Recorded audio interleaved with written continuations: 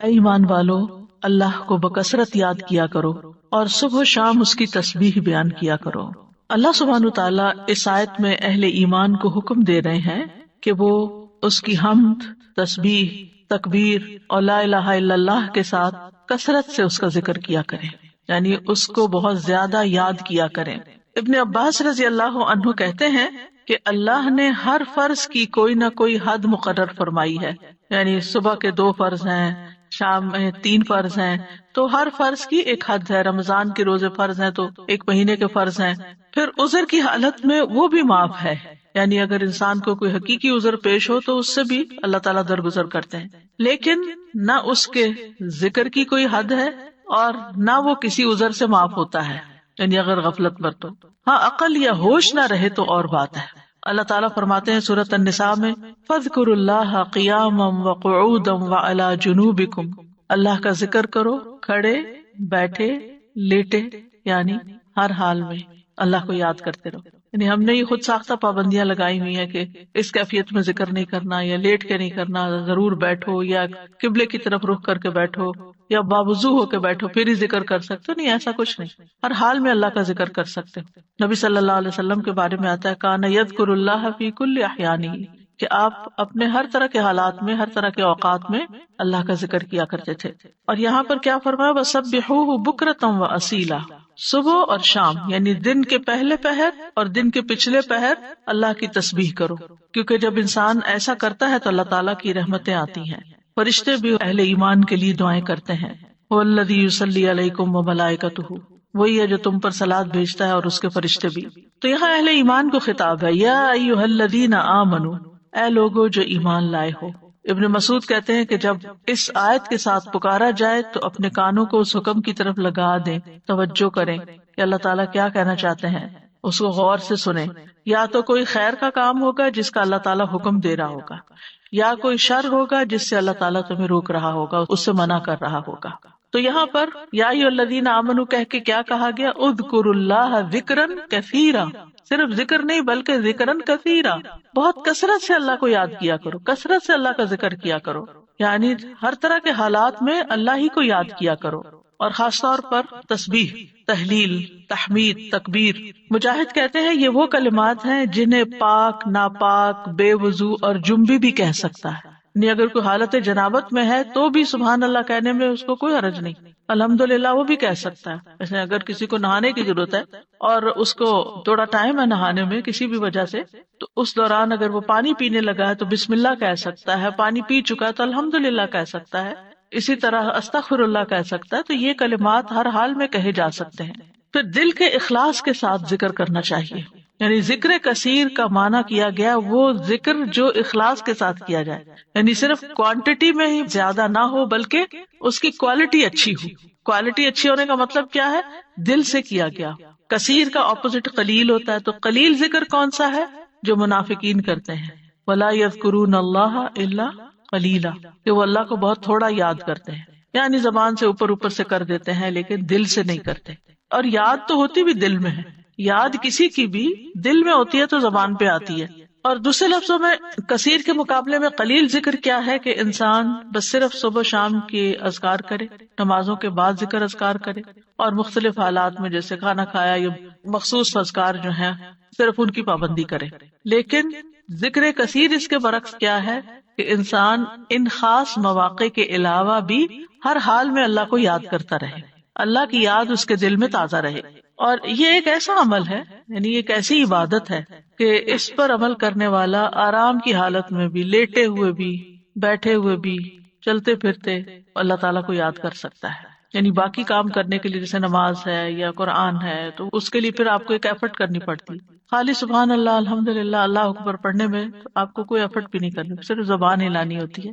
اور انسان اگر اس چیز کا عادی ہو جائے اللہ کے ذکر کا تو پھر اس کی زبان بری باتوں سے بھی پاک رہتی ہے اور اس کی زبان سے اچھے الفاظ ہی نکلتے ہیں۔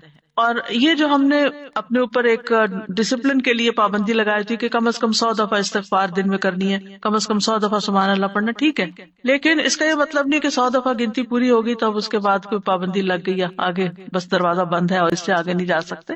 اتنا تو منیمم کریں ہی، یعنی اپنے آپ کو پابند کریں. کیونکہ جب انسان کسی بھی کام کے لیے اپنا ٹارگٹ سیٹ کر لیتا ہے نا کہ آج دن میں یہ کام میں نے اتنی دفعہ کرنا ہے، یا فلاں اور فلاں کام آپ کی ٹو ڈو لسٹ ہوتی ہے، تو آپ پھر اس کو چیک کرتے رہتے ہیں کہ ہاں یہ کام ہو گئے. اور اگر آپ نے کوئی ٹارگٹ نہیں سیٹ کیا ہوا، ہاں میں کروں گی تو پھر وہ کام نہیں ہو پاتا.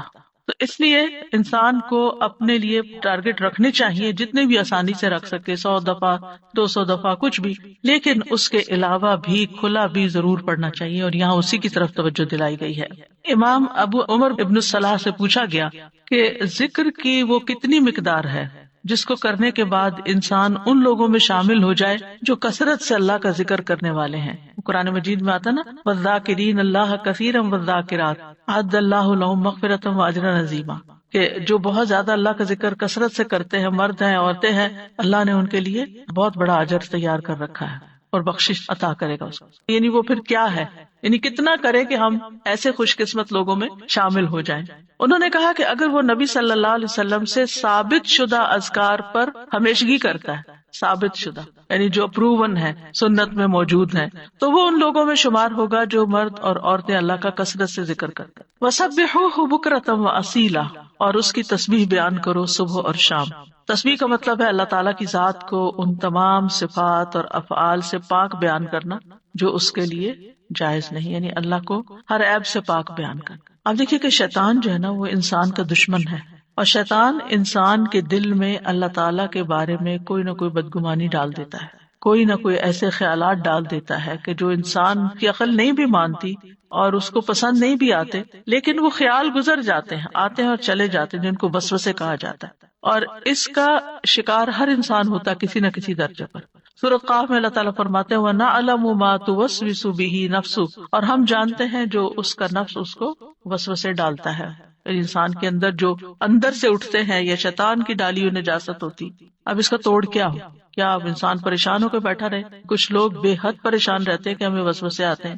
وسوسے ہر ایک کو آتے ہیں، لیکن ان کا پیچھا نہیں کرنا چاہیے اور ان کو جھٹک دینا چاہیے. جیسے آپ کہیں سے گزر رہے، آپ کے کپڑوں پہ گرد و غبار پڑ گیا تو آپ کیا کرتے ہیں؟ جھٹک دیتے ہیں. بس وسوسوں کو جھٹکتے چلے جائیں، ان کو ٹھہرنے نہ دیں. دوسرا یہ ہے کہ اللہ سبحانہ تعالیٰ کی تسبیح بیان کریں کہ اللہ تعالیٰ یہ جو برے خیالات آتے ہیں آپ ان سب سے پاک ہیں. تو تسبیح اس کا علاج ہے، تسبیح اس کا اینٹیڈوٹ ہے. اور پھر خاص طور پر بکرتم و اصیلا، پہلے پہر اور پچھلے پہر، دن کے ابتدائی حصے میں اور دن کے پچھلے حصے میں. بکرا کا لفظ جو ہے یعنی عام طور پر علماء اس کو سورج نکلنے تک کے وقت کو بکرا کہتے ہیں، اس کو یوں ڈیفائن کیا گیا. اور اصیلا جو ہے عصر اور مغرب کا درمیانی وقت ہے، یعنی قبل طلوع الشمس و قبل غروبها، سورج نکلنے سے پہلے اور سورج غروب ہونے سے پہلے کا وقت جو ہے یہ اذکار کا وقت ہے. اور سبحوہ میں بعض علماء نے سبحہ کا مطلب یہاں نماز فجر اور نماز عصر بھی لیا ہے. تو ذکر کے بعد تسبیح کو خاص طور پر الگ سے بیان کیا گیا. دیکھیں آیت کے پہلے حصے میں کیا ہے، اذکروا اللہ ذکرا کثیرا، کثرت سے ذکر کرو، تسبیح اس کے اندر شامل ہے، لیکن پھر اس کو الگ سے بیان کیا گیا وسبحوہ یعنی تسبیح کرو، اس لیے کہ باقی اذکار پر اس کی فضیلت ہے، یعنی تسبیح کی خاص فضیلت ہے. یعنی کچھ ذکر ہوتے ہیں نا کہ جس میں انسان اللہ تعالیٰ کو یاد کرتا ہے، اللہ تعالیٰ کی بڑائی بیان کرتا ہے، اللہ تعالیٰ کی تعریف بیان کرتا ہے، وہ بھی بہت اچھی بات ہے. اور کچھ ذکر ایسے ہیں کہ جن میں انسان اللہ تعالیٰ کو ہر عیب سے پاک قرار دیتا ہے. تو تعریف مکمل ہی نہیں ہوتی، ذکر مکمل ہی نہیں ہوتا جب تک آپ تسبیح نہ کریں. تو تسبیح اس کا ایک لازمی حصہ ہے.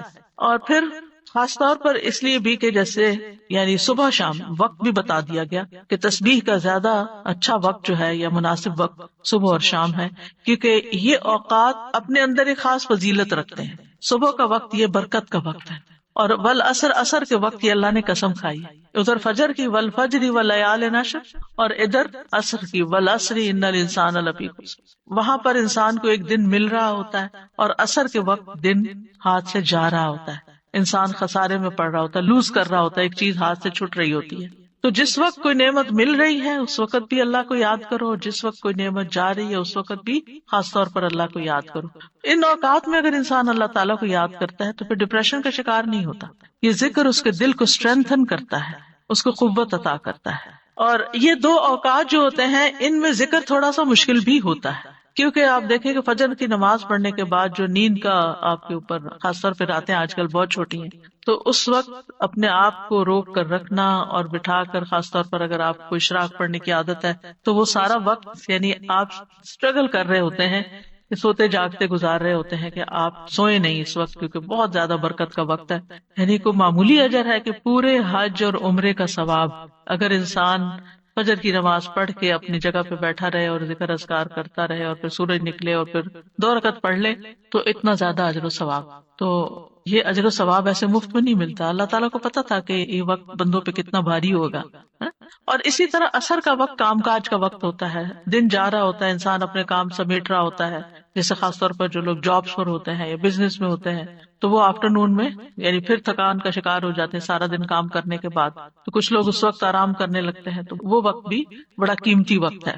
لیکن یاد رکھیے کہ ان افضل اوقات کے علاوہ سارا دن بھی اور کسی بھی وقت ذکر کرنا باعث فضیلت ہے، اور اللہ تعالیٰ نے تو ہمیں پیدا ہی اپنی عبادت کے لیے کیا ہے، تو عبادت کی کچھ خاص شکلیں ہیں اور کچھ خاص طریقے ہیں اور کچھ عمومی چیزیں ہیں جو انسان کا ہر وقت عبادت میں شامل کر سکتی ہیں۔ وما خلقت الجن والانس الا لیعبدون۔ امام نووی کہتے ہیں کہ اس آیت سے پتہ چلا کہ بندے کی افضل حالت وہ ہے جب وہ اپنے رب کا ذکر کر رہا ہوتا ہے اور وہ ان اذکار میں مصروف ہوتا ہے جو رسول اللہ صلی اللہ علیہ وسلم سے وارد ہیں، یعنی جو آپ نے بتائے ہیں یا آپ نے کیے ہیں، اور اس طرح انسان اپنی زندگی کا مقصد پورا کر رہا ہوتا ہے۔ اس کے علاوہ ہم دیکھتے ہیں کہ تمام مخلوقات اللہ کا ذکر کرتی ہیں، تسبح لہ السماوات السبع، 7 آسمان اللہ کی تسبیح بیان کرتے ہیں۔ کبھی ہمیں خیال نہیں آیا آسمان کی طرف دیکھتے ہوئے کہ یہ تسبیح کر رہا ہے، اور یہ نہیں 7 کے 7 کر رہے ہیں۔ والارض، یہ زمین جس پہ ہم چلتے ہیں،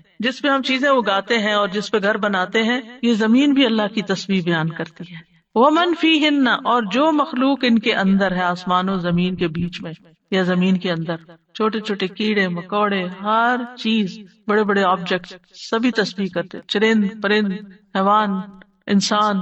پھر فرمایا وَإِن مِّن شَيْءٍ إِلَّا يُسَبِّحُ بِحَمْدِهِ، اور کوئی چیز نہیں مگر وہ اس کی حمد کے ساتھ اس کی تسبیح کرتی ہے۔ وَلَٰكِن لَّا تَفْقَهُونَ تَسْبِيحَهُمْ، لیکن تم ان کی تسبیح کو سمجھتے نہیں ہو، یعنی ان کی اپنی زبانیں، ان کی اپنی بولیاں ہیں۔ إِنَّهُ كَانَ حَلِيمًا غَفُورًا، بے شک وہ ہمیشہ سے بے حد بردبار، نہایت بخشنے والا ہے۔ داؤد علیہ السلام کے بارے میں ہم جانتے ہیں کہ ان کے ساتھ پرندے اور پہاڑ تسبیح کیا کرتے تھے۔ وَسَخَّرْنَا مَعَ دَاوُودَ الْجِبَالَ يُسَبِّحْنَ وَالطَّيْرَ، ہم نے داؤد کے ساتھ پہاڑوں کو مسخر کیا جو تسبیح کرتے تھے، فرشتے تسبیح کرتے ہیں۔ وَالْمَلَائِكَةُ يُسَبِّحُونَ بِحَمْدِ رَبِّهِمْ وَيَسْتَغْفِرُونَ لِمَنْ فِي الْأَرْضِ، فرشتے اپنے رب کی حمد کے ساتھ تسبیح کرتے ہیں اور زمین والوں کے لیے بخشش کی دعائیں کرتے ہیں۔ حاملین عرش جو ہیں وہ خاص طور پر اللہ کا ذکر کرتے ہیں۔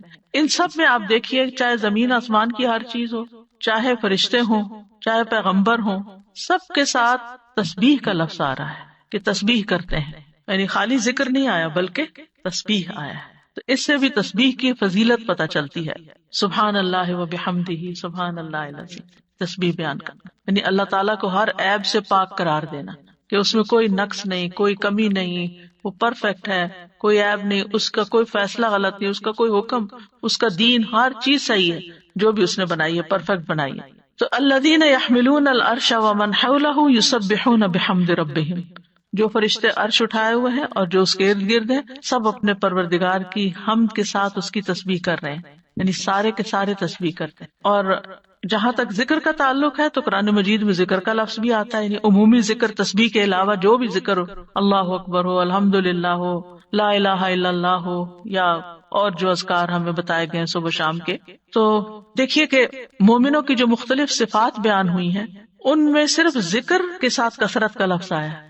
سورۃ الاحزاب کی آیت نمبر 35 ہے نا، ان المسلمین والمسلمات والمؤمنین والمؤمنات والقانتین والقانتات والصادقین والصادقات والصابرین والصابرات والخاشعین والخاشعات والمتصدقین والمتصدقات والصائمین والصائمات والحافظین فروجہم والحافظات والذاکرین اللہ کثیرا والذاکرات، یعنی ساری صفات اپنی جگہ ہیں کہ وہ مسلمان ہیں، مومن ہیں، فرما بردار ہیں، سچے ہیں، صبر والے ہیں، عاجزی کرنے والے ہیں، صدقہ کرنے والے ہیں، روزہ دار ہیں، اپنی شرمگاہوں کی حفاظت کرتے ہیں اور اللہ کا کثرت سے ذکر کرتے ہیں. تو اس سے بھی اندازہ لگائیں کہ ذکر کی کتنی اہمیت ہے کہ ذکر میں کثرت چاہیے. باقی چیزیں تو اپنے اپنے وقت پر ہوں گی، لیکن اللہ کے پسندیدہ وہ ہیں جو ذکر میں کثرت کرتے ہیں. جیسا کہ سورۃ آل عمران میں آتا ہے الذین یذکرون اللہ قیاما وقعودا وعلی جنوبہم، جو اللہ کو یاد کرتے رہتے ہیں کھڑے بھی، یعنی کچھ کام ہم کھڑے ہو کے کرتے ہیں، کھڑے ہو کے تھک جاتے ہیں تو وقعودا بیٹھ جاتے ہیں اور پھر لیٹ جاتے ہیں. تو چاہے کھڑے ہوں، چاہے بیٹھے ہوں، چاہے لیٹے ہوں، وہ ذکر نہیں چھوڑتے، ہر حال میں ذکر کرتے رہتے ہیں. یہ ان کی صفت ہے. یعنی ذکر کے لیے صرف کوئی وقت یا جگہ مخصوص نہیں ہے بلکہ ہر حال میں. اور پھر جو اس کا اجر ہے، نبی صلی اللہ علیہ وسلم نے فرمایا کیا میں تمہیں تمہارا بہترین عمل نہ بتاؤں جو تمہارے مالک کے نزدیک اچھا اور پاکیزہ عمل ہے اور تمہارے درجات میں سب سے زیادہ بلند ہے. سونا چاندی کے خرچ کرنے سے بہتر ہے، اللہ کی راہ میں جہاد کرتے ہوئے تمہارے کفار کی گردنیں مارنے اور ان کے تمہاری گردنیں مارنے سے بھی افضل ہے. صحابہ نے عرض کیا کیوں نہیں؟ آپ نے فرمایا اللہ تعالیٰ کا ذکر. یعنی بعض اوقات انسان سوچتا ہے نا کہ میں تو کچھ کر نہیں پا رہا، لوگ تو بڑے بڑے نیکی کے کام کر جاتے ہیں، اتنے مالدار ہیں، وہ اتنا صدقہ خیرات کرتے ہیں. خاص طور پر انسان جب ایسی چیریٹیز کے بارے میں سنتا ہے جو لوگ بہت آگے بہت بڑے بڑے کام کرتے ہیں تو انسان سوچتا ہے کہ میرے پاس تو کچھ ہے ہی نہیں کرنے کے لیے، میں تو ان کے برابر کبھی آ ہی نہیں سکتا. کچھ لوگ ہر سال حج عمرے پہ چلے جاتے ہیں، انسان سوچتا ہے میں تو یہ بھی نہیں کر سکتا. اسی طرح کچھ لوگ اور بڑے بڑے کام کر رہے ہوتے ہیں، خدمت خلق کے بڑے کام کر رہے ہوتے ہیں. آپ کبھی کبھی پڑھتے ہیں نا کہ مخصوص شخصیات کے بارے میں، اس نے اتنے ہزار لوگوں کو مسلمان کیا، انسان سر پکڑ کے بیٹھ جاتا ہے کہ ہم نے تو ایک کو بھی نہیں شاید کیا. تو اسی طرح فلاں شخص نے اتنے 100 مسجدیں افریقہ میں بنوا دی، کہتے ہم نے کیا کیا. تو اپنا بہت ہی چھوٹا لگتا ہے بھی چھوٹا، ایسا کچھ نہیں، لیکن اس وقت کیا چیز انسان کو حوصلہ دلاتی ہے کہ پھر اگر ہمارے یہ وسائل نہیں ہیں یا ہم یہ نہیں کر سکے، خواہ ہماری طلب تھی کہ ہم یہ کر سکیں. کچھ کام ہوتے ہیں جو انسان کے ڈریمز ہوتے ہیں، کاش میں زندگی میں یہ کر لوں، لیکن پھر بھی نہیں، حالات اجازت دیتے، وسائل نہیں ہوتے. لیکن ذکر کر کے آپ ان ساری چیزوں سے آگے نکل سکتے ہیں، کیونکہ جو لوگ بڑے بڑے کام کرتے ہیں ان کے ساتھ بڑے خطرات بھی ہوتے ہیں کہ کبھی کسی وقت دل میں ریاکاری آ جائے، کسی وقت دل میں تکبر آ جائے، لوگ تعریف کر کر کے دماغ خراب کر دیں. تو جو چپکے سے بیٹھ کے کہیں نہ کہیں اپنے کام کاج میں لگا ہوا ذکر کر رہا ہے، اس کا تو کسی کو پتہ ہی نہیں کہ وہ کیا کر رہا ہے، وہ کتنے خزانے جمع کر رہا ہے. تو اس لیے جو چیز ہمارے ہاتھ میں ہے ہم اس کو تو گریب کریں، اس اپرچونٹی کو تو نہ جانے دیں، اس وقت کو تو نہ ضائع کریں، اس میں تو ہمارا کچھ بھی خرچ نہیں ہوتا. اور نبی صلی اللہ علیہ وسلم نے یہ بھی فرمایا، صحیح مسلم میں ہے، سبق المفردون قالوا وما المفردون یا رسول اللہ قال الذاکرون اللہ کثیرا والذاکرات. اچھا یہاں نوٹ کریں کہ ذکر کرنے والوں میں عورتوں کے نام بھی ساتھ ساتھ ہیں، کہ یہ صرف مردوں کے لیے نہیں ہے، عورتیں بھی اس میں شامل ہیں. نبی صلی اللہ علیہ وسلم نے فرمایا مفردون سبقت لے گئے، آگے چلے گئے، سابقون بن گئے. صحابہ نے پوچھا اللہ کے رسول مفردون کون ہے؟ آپ نے فرمایا اللہ کا بہت زیادہ ذکر کرنے والے مرد اور عورتیں، یہ مفردون ہیں جو اللہ کے قریب ہو گئے. تو ذکر ایک ایسی چیز ہے کہ جو انسان کو اللہ کا قرب عطا کرتا ہے، اور بھی بے شمار فائدے ہیں. جہاں تک صبح شام کے اذکار کا تعلق ہے تو سورۃ غافر میں آتا ہے، نبی صلی اللہ علیہ وسلم کو ارشاد ہے وَسَبِّحْ بِحَمْدِ رَبِّكَ بِالْعَشِيِّ وَالْإِبْكَارِ، اور صبح اور شام اپنے رب کی حمد کے ساتھ اس کی تسبیح کیجیے. یہ ڈائریکٹ حکم، جو پہلے آیت میں نے آپ کو سنوائی تھی اس میں بھی حکم ہے صبح شام کا، اور یہاں بھی ابکار کا لفظ ہے، وہاں بکرا کا ہے، یہاں ابکار کا لفظ ہے، عشی والابکار، یعنی روٹ ایک ہی ہے لیکن تھوڑا سا تبدیل ہو گیا.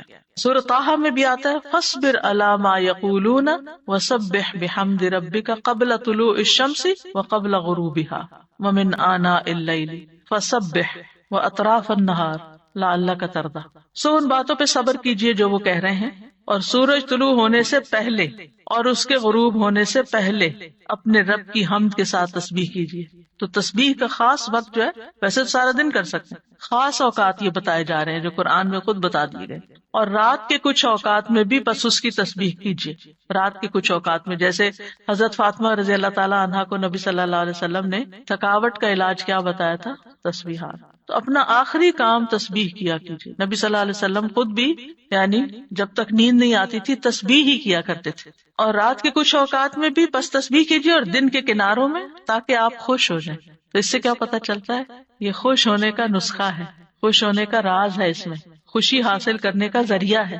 یعنی اگر آپ چاہتے ہیں کہ آپ کا دل مطمئن ہو، خوش ہو، تو آپ کو ان اوقات میں لازماً تسبیح کرنی چاہیے، اور جو ان اوقات میں تسبیح نہیں کرتے وہ غافلین میں شمار ہوتے ہیں، کیونکہ اللہ تعالیٰ فرماتے ہیں وَاذْكُر رَبَّكَ فِي نَفْسِكَ تَضَرُّعًا وَخِيفَةً وَدُونَ الْجَهْرِ مِنَ الْقَوْلِ بِالْغُدُوِّ وَالْآصَالِ وَلَا تَكُن مِنَ الْغَافِلِينَ، اور اپنے رب کا ذکر کیجیے اپنے دل میں عاجزی اور خوف سے، بغیر بلند آواز کیے، چپکے چپکے، دل ہی دل میں، صبح اور شام کے وقت، اور آپ غافلوں میں سے نہ ہونا۔ یعنی جو ان اوقات میں تسبیح نہیں کرتے، ذکر نہیں کرتے، وہ غافل شمار ہوتے ہیں۔ اور خاص طور پر اس وقت میں جو تھوڑا سا بھی ذکر کیا جاتا ہے اس کا اجر بہت زیادہ ہے۔ رسول اللہ صلی اللہ علیہ وسلم نے فرمایا جو لوگ نماز فجر سے سورج نکلنے تک اللہ کا ذکر کریں، مجھے ان کے ساتھ بیٹھے رہنا زیادہ پسند ہے، کیونکہ نبی صلی اللہ علیہ وسلم کو حکم دیا گیا تھا نا وَاصْبِرْ نَفْسَكَ مَعَ الَّذِينَ يَدْعُونَ رَبَّهُمْ بِالْغَدَاةِ وَالْعَشِيِّ يُرِيدُونَ وَجْهَهُ، آپ ان لوگوں کے ساتھ رہیے، ان کے ساتھ بیٹھیے جو اپنے رب کو صبح شام پکارتے ہیں اور ان سے اپنی نگاہیں نہ پھیریے۔ تو آپ نے فرمایا مجھے ان کے ساتھ بیٹھے رہنا زیادہ پسند ہے بنسبت اس کے کہ میں اولاد اسماعیل سے 4 غلام آزاد کروں۔ ایک وہ نیکی ہے اور ایک ایسے لوگوں کی کمپنی میں بیٹھنا جو اس وقت اللہ کا ذکر کرتے ہیں، اور میں ایسے لوگوں کے ساتھ بیٹھا رہوں جو نماز عصر سے سورج غروب ہونے تک اللہ کا ذکر کرے، یہ زیادہ پسندیدہ ہے اس سے کہ 4 غلام آزاد کروں۔ تو نماز عصر کے بعد کا وقت بھی صرف جمعے کا دن نہیں، کیونکہ ہم عام طور پر جمعے کے دن پھر بھی تھوڑا سا بہتر کر لیتے ہیں، لیکن عام دنوں میں ہم اس وقت کو دھیان نہیں کرتے۔ ٹھیک ہے اگر اس وقت میں آپ کے کچھ مخصوص کام ہے گھر کے یا واک کا وقت ہے یا کوئی بھی، تو اس وقت کی برکت کی وجہ سے کہ یہ ذکر کا خاص وقت ہے۔ اور آپ نے یہ بھی دیکھا ہوگا کہ پرندے بھی صبح کے وقت سورج نکلنے تک چہچہا رہے ہوتے ہیں، اور پھر اس کے بعد جب چڑیا اپنے گھونسلوں کو جاتی ہیں اور جو ہی سورج غروب ہو جاتا ہے تو خاموشی سے سونے لگتی ہیں۔ تو یہ اوقات بھی یعنی ایک نیچرل تسبیح کے اوقات ہیں، اور ابھی آگے بھی وہ ذکر آئے گا، تسبیح آئے گی جو آپ نے حضرت جویریہ رضی اللہ تعالیٰ عنہا کو سکھائی تھی، وہ بھی انہی اوقات میں پڑھنے کی تسبیح ہے۔ اور صبح کے وقت ذکر کرنے سے شیطان کی گرہیں کھل جاتی ہیں انسان سے۔ جب انسان صبح کے وقت اٹھتا ہے اور پھر وضو کرتا ہے، نماز پڑھ لیتا ہے، ذکر کر لیتا ہے، تو حشاش بشاش خوش مزاج ہوتا ہے، ورنہ سستی ہوتی ہے اس کو۔ پھر اسی طرح یہ ہے رسول اللہ صلی اللہ علیہ وسلم نے فرمایا بنی آدم کے ہر انسان کو 360 جوڑوں پر پیدا کیا گیا ہے، اس کے جسم میں 360 جوڑ لگے ہوئے ہیں۔ پس جو شخص اللہ اکبر، الحمدللہ، لا الہ الا اللہ، سبحان اللہ، استغفر اللہ کہے، لوگوں کے راستے سے پتھر یا کانٹا یا ہڈی ہٹا دے، یا نیکی کا حکم دے یا برائی سے روکے، تو یہ اس کے 360 جوڑوں کے شمار کے برابر ہے، اور وہ اس دن جب شام کرے گا تو اپنے نفس کو جہنم کی آگ سے دور کر لے گا۔ یعنی جو اپنے جوڑوں کا صدقہ روزانہ نکال لیتا ہے، اور یہاں مالی صدقے کے بارے میں بات نہیں ہو رہی، یہاں اذکار کی بات ہو رہی ہے خاص طور پر، یا کچھ کام ہے جس سے دوسروں کی تکلیف ہٹانا مقصود ہے، تو انسان اپنے آپ کو جہنم کی آگ سے آزاد کر لیتا ہے۔ ابن عثیمین کہتے ہیں کہ صبح و شام کی اذکار اپنے پڑھنے والوں کے لیے اس قدر وسیع، عظیم فوائد اور برکات پر مشتمل ہے کہ ان کا احاطہ نہیں کیا جا سکتا، ان کو بیان نہیں کیا جا سکتا۔ ان میں سے کچھ فائدے جیسے دل اور روح کی غذا ہیں ان اوقات کے اذکار، انسان کے دل کو سکینت ایک نصیب ہوتی ہے، ٹھہر جاتا ہے دل، ایک راحت محسوس ہوتی ہے، ایک مسرت محسوس ہوتی ہے۔ پھر اسی طرح دنیا اور آخرت میں امن اور سلامتی کا ذریعہ ہے، دنیا اور آخرت میں سلامتی کا ذریعہ ہے، کیونکہ پروٹیکشن کی دعائیں ہیں اس میں، حفاظت کی دعائیں ہیں۔ پھر خیر و برکات کے دروازے کھولنے کا سبب ہے۔ پھر چوتھی چیز ہے اجر و ثواب کے حصول کا ذریعہ ہے، یعنی بہت زیادہ اجر و ثواب ہے ان اوقات میں اذکار کا۔ پھر پانچویں چیز ہے شر کے واقع ہونے سے پہلے، یعنی کسی تکلیف کے آنے سے پہلے اور واقع ہونے کے بعد اسے ہٹانے کا ذریعہ ہے۔ ویسے بھی نبی صلی اللہ علیہ وسلم نے فرمایا نا، دعا اس مصیبت میں بھی فائدہ دیتی ہے جو واقع ہو چکی، اور اس میں بھی فائدہ دیتی ہے جو ابھی واقع نہیں ہوئی، جو ابھی مصیبت نہیں آئی۔ اے اللہ کے بندو دعا کو لازم کر لو۔ تو یہ صبح شام کی دعائیں ہی ہیں ایک طرح سے ان میں زیادہ تر۔ پھر ان اذکار میں انسان اللہ کی نعمتوں اور مہربانیوں کا اعتراف کرتا ہے، یعنی صبح شام کے اذکار جو ہے یہ اللہ کی پے در پے نعمتوں کا اعتراف ہے۔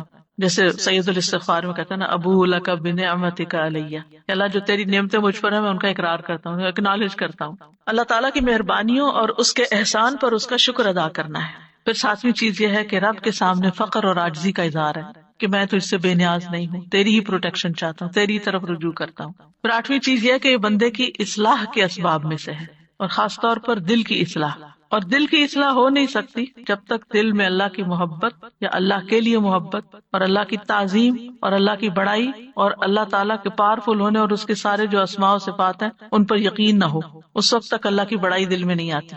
ابن عباس کہتے ہیں کہ جو شخص صبح شام کے اذکار پر حفاظت کرے، سچائی، ایمان اور اللہ پر بھروسہ اور اعتماد کرتے ہوئے یہ اذکار کرے، اور یہ دعائیں جن معنی پر دلالت کرتی ہوں ان کے لیے انسان کا سینہ کھلا ہوا ہو، تو یہ اسے جادو اور دیگر مصیبتوں کے واقع ہونے سے پہلے ان کے شر سے بچانے کا سب سے بڑا سبب، اور تکلیف واقع ہو جائے تو ان کو ہٹانے کا بھی سب سے بڑا سبب، یعنی ان کو چھوڑنا نہیں چاہیے، کیونکہ بعض اوقات کوئی تقدیر نافذ ہونی ہوتی ہے تو انسان بھول ہی جاتا ہے یا سویا ہی رہ جاتا ہے یا کوئی بھی وجہ بن جاتی ہے اور انسان غافل ہو جاتا ہے اور اتنے میں وہ واقع ہو جاتی ہے۔ ابن قیم کہتے ہیں کہ دعائیں اور تعوذات ہتھیار کی طرح ہیں، ہتھیار ہیں، ہتھیار مارنے والے کی قابلیت اور صلاحیت کے مطابق اثر کرتا ہے، صرف تیز دھار کے ساتھ نہیں۔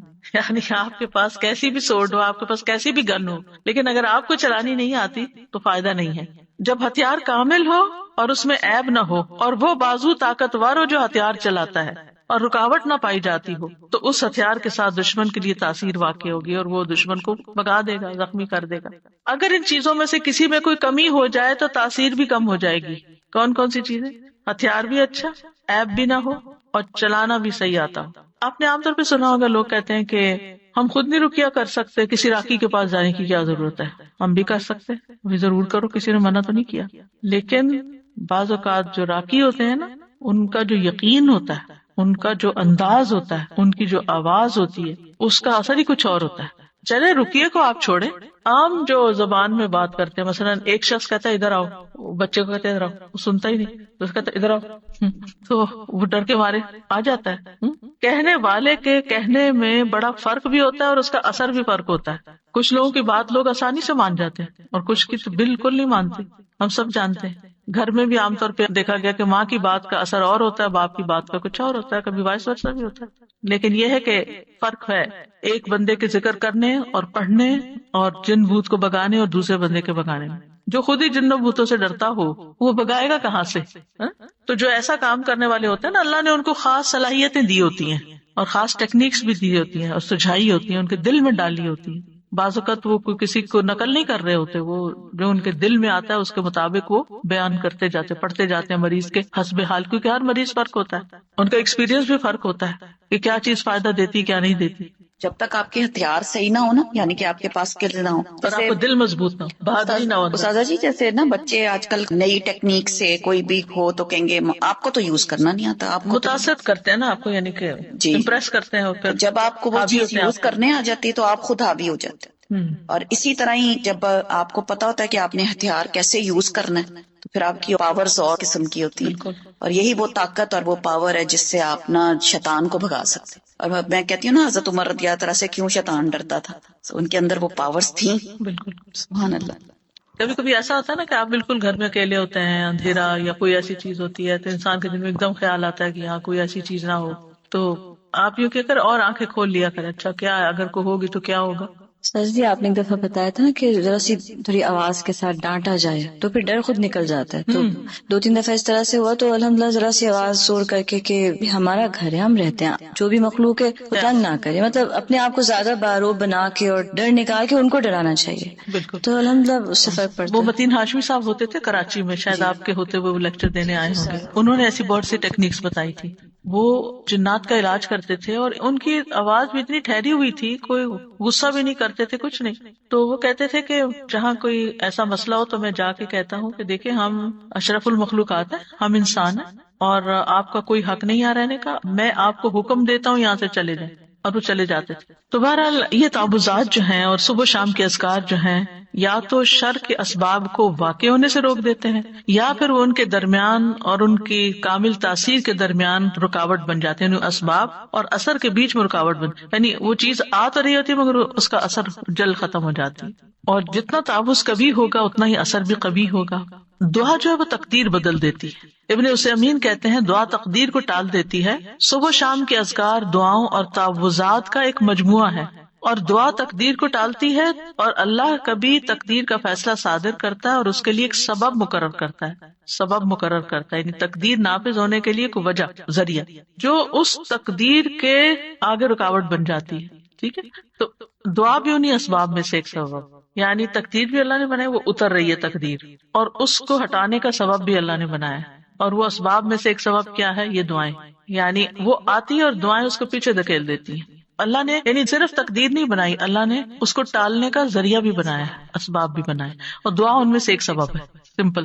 امام نووی کہتے ہیں دعا مصیبت کو ہٹانے اور رحمت کو پانے کا ایک سبب ہے، یعنی ایک ہتھیار ہے۔ پہلے بات ہوئی نا کہ ہتھیار ہے دعا، جیسے ڈھال ہتھیار کے حملے کو روکنے کا سبب ہے، جیسے ڈھال تلوار کے حملے کو روکنے کا سبب ہے، اور پانی زمین سے نباتات اگانے کا سبب ہے، بارش ہوتی ہے تو زمین ہری بھری ہو جاتی ہے، تو یہ سبب ہے نا۔ زمین کے اندر پوٹینشیل تھا، لیکن جب تک پانی نہیں آیا تو وہ دبی رہی، جب جو پانی آیا تو اس نے اپنا اندر کا سب باہر نکال دیا۔ ابن قیم کہتے ہیں ایک دفعہ شیخ الاسلام ابن تیمیہ کے پاس میں موجود تھا، انہوں نے صبح کی نماز پڑھی، پھر وہ بیٹھ کر اللہ کی عبادت کرتے رہے اور ذکر کرتے رہے، تقریباً آدھا دن گزر گیا۔ میری طرف دیکھا اور کہا یہ میرا ناشتہ ہے، اگر میں یہ غذا نہ کھاؤں تو میری قوت ساکت ہو جائے، کچھ کر نہ سکوں۔ آپ کو پتا 35 جلدوں میں انہوں نے لکھا ہے فتاوا، ان کے فتاوا کو اکٹھا کیا گیا، پوری شیلف بھر جاتی ہے، بلکہ اس سے بھی بچ جاتی ہے، کتابیں دوسری شیلف میں رکھنی پڑتی ہیں۔ تو ہم سوچئے کہ اتنے بڑے بڑے کام لوگ کس طرح کر جاتے تھے اللہ کی مدد کے ساتھ، اور اللہ کی مدد اللہ کے ذکر کے ساتھ آتی، اور خاص طور پر فجر کے بعد سونے کو جو ناپسند کرنا، کیونکہ وہ برکت کا وقت ہوتا تھا۔ ابن قیم کہتے ہیں سلف صالحین کے نزدیک یہ بات ناپسندیدہ اور مکروہ تھی کہ صبح کی نماز سے لے کر سورج کے طلوع ہونے تک انسان سوئے، یہ غنیمت کا وقت ہے۔ سورج نکل آئے پھر اپنا کام کاج کر کے اگر آپ دوبارہ ریسٹ کرنا چاہیں کیونکہ راتیں چھوٹی ہیں تو پھر اور بات ہے۔ یہ وقت رزق کے نازل ہونے کا اور رزق بانٹنے کا وقت ہے، اس میں برکت نازل ہوتی ہے۔ اب اس کے بعد ہے صبح شام کے اذکار کے آداب جو ہیں وہ کیا ہے۔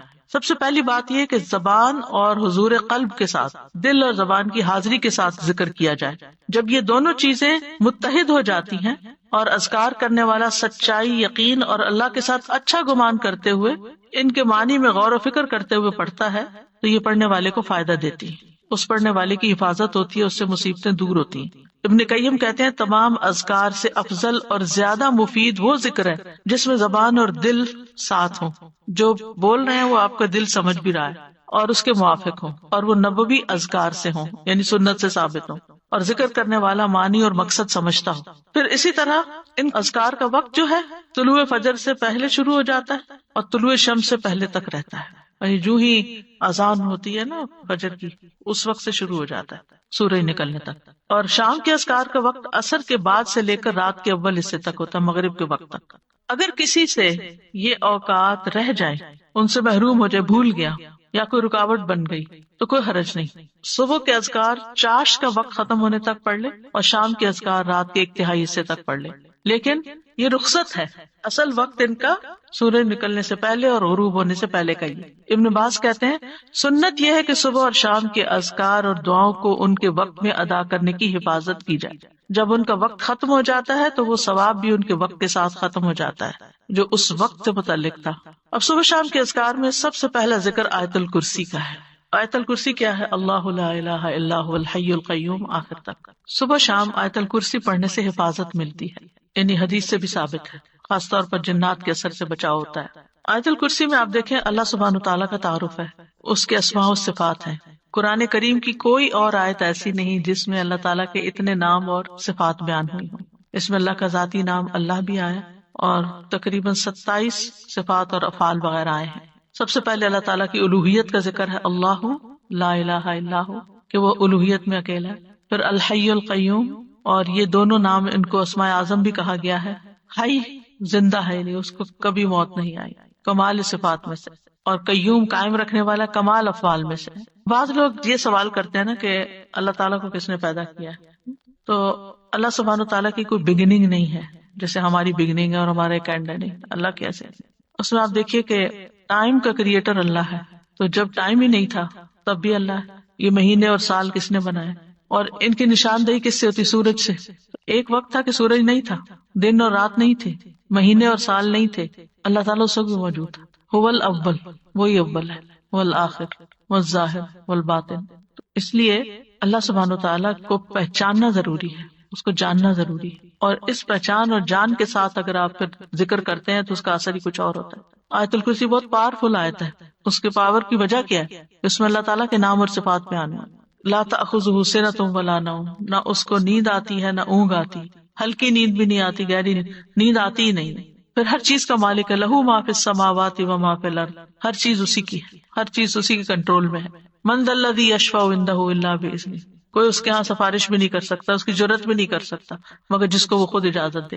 یعنی پورا پورا کنٹرول، اقتدار سب اسی کا ہے. یعلم ما بین ایدیہم وما خلفہم، اس میں اللہ تعالیٰ کے وسیع علم کی خبر دی گئی ہے کہ اللہ تعالیٰ بندوں کا ماضی مستقبل ہر چیز جانتا ہے. بندے اپنے بارے میں سب کچھ نہیں جانتے، اور جو جانتے ہیں وہ بھی ان کو یاد نہیں ہوتا.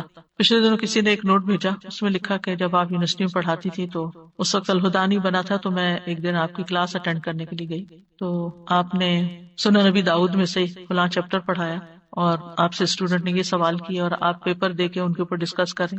میرے کسی حافظے میں ہے ہی نہیں کچھ، مجھے بالکل یاد نہیں کہ ایک اسٹوڈنٹ نے آپ سے یہ سوال کیا تھا اور آپ نے اس کا یہ جواب دیا تھا، کچھ بھی یاد نہیں. ہمارا اپنے بارے میں یہ حال ہے کہ ہم اپنے آپ کو نہیں جانتے. ہم جو کچھ کر چکے ہم نہیں جانتے کہ ہم نے زندگی میں کیا کچھ کیا، تو ہم کسی اور کے بارے میں تو کیا جانیں. لیکن اللہ سب کچھ جانتا ہے. یعلم ما بین ایدیہم، جو فیوچر میں ان کے آگے آ رہا ہے، وما خلفہم، جو پیچھے گزر چکا ہے، سب پتا ہے اس کو. یہ اس کے وسیع علم کی ایک جھلک ہے. باقی ہر چیز کے بارے میں جو کچھ وہ جانتا ہے، وہ تو کوئی ایک پتا نہیں گرتا مگر وہ اس کو جانتا ہے. خشکی میں، سمندر میں، آسمانوں میں، زمین میں، کسی پتھر کے اندر ایک دانہ بھی چھپا ہوا تو مثقال ذرۃ فی السماء والارض ولا یحیطون بشیء من علمہ الا بما شاء، اور جو اس کا علم ہے اس میں سے کوئی اس کے علم کا احاطہ ہی نہیں کر سکتا مگر جتنا وہ چاہتا ہے. یعنی اس کے علم کا بہت تھوڑا حصہ انسانوں کو ملا. جیسے خضر اور موسیٰ علیہ السلام کے واقعے میں آتا ہے نا کہ وہ جب کشتی میں بیٹھے تو ایک چڑیا نے پانی کی چونچ میں لیا تھا کہ بندوں کا علم اللہ کے علم کے مقابلے میں ایسا ہی جیسے چڑیا کی چونچ میں پانی اس سمندر کے مقابلے. ساری مخلوق کا علم اتنا سا ہے، بس اس پر تو پھر ہم بھروسہ کرتے ہیں، اس علم کے اوپر ہم فخر کرتے ہیں. اور جو اللہ کا علم ہے اس کی طرف کبھی توجہ ہی نہیں کی. وسع کرسیہ السماوات والارض، اللہ کی عظمت کے ساتھ ساتھ اس کی مخلوقات کی عظمت کو بیان کیا گیا. یہاں کرسی جو اللہ کی مخلوقات میں سے ایک مخلوق ہے، وہ آسمان و زمین پہ چھائی ہوئی ہے، ہر چیز کو انکمپس کیے ہوئے. پھر جو اس کو بنانے والا ہے اس کی عظمت کیا ہوگی. اور کرسی جو ہے وہ رب تعالیٰ کے دونوں قدموں کی جگہ ہے. استاد علی، مجھے خیال آ رہا تھا کہ اللہ سبحانہ تعالیٰ کے بارے میں، اللہ سبحانہ تعالیٰ کے بھیجے ہوئے علم سے استفادہ کرنا یہ کتنی زیادہ ایک آنرڈ چیز ہے. تو ہم خود بھی اس آنر کو آنر نہیں کرتے، کیونکہ آپ دیکھیں کہ کوئی سمر سے یا کوئی پچھلے سال سے آپ کسی سے ملتے ہیں، لوگ کہتے ہیں اچھا ہم یہ فلاں یونیورسٹی کا یا آن لائن کورس کیا یا ہم نے یہ کیا یا ہم یہ کیا. تو آپ کیا کریں؟ نہیں، ہم تو بس لسنر بن کے یہاں کلاس اٹینڈ کر رہے ہوتے ہیں.